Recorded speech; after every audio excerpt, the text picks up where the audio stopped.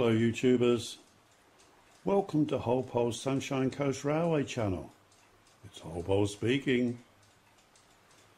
Well, have a look at this lovely Director Class 440, will you? This is the Bachmann Collectors Club edition, as you're probably aware. And if you want one, there's one on Hatton's second-hand page as I write. And I saw another one on eBay. Hatton's price on theirs was £149, and the one on eBay was, believe it or not, was a little bit cheaper at £135. But I love this class, and I love the LNER apple green livery, don't you?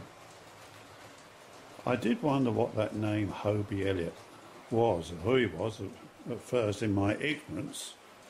I thought it was perhaps a great central director, but in actual fact, and some of you probably aware, perhaps all of you are aware, that it comes from a character in a Sir Walter Scott novel,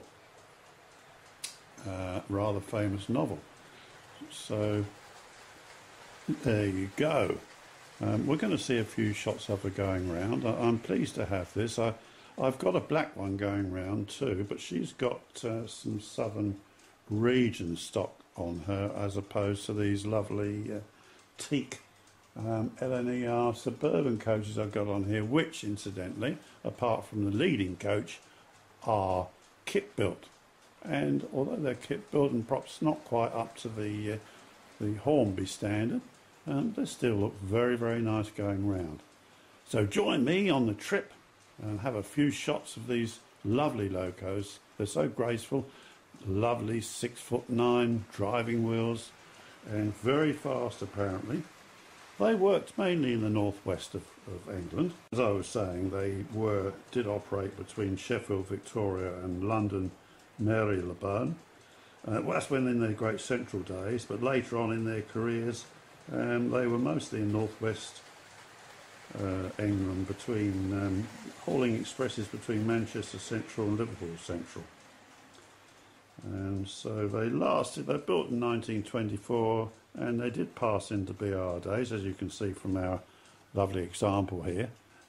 And they were all gone by about 1958. So fortunately we have got one preserved, which is rather fortuitous. Number 506 Butler Henderson, of course, but she's not in operating order, sadly, so she's stuffed and mounted wherever she goes, which is a great shame.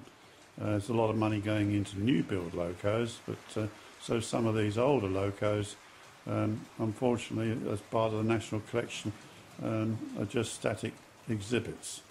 But we can't have everything, can we? So okay, we're going to leave the blurb and get on with the action. Thanks for supporting my channel. There's so many great channels out there now, aren't there? You know, there really are, and there's some really good guys doing reviews and all sorts of interesting things on our fascinating hobby of model railways. The best hobby in the world, I reckon. Alright guys, I'll see you on the next clip. Cheers for now.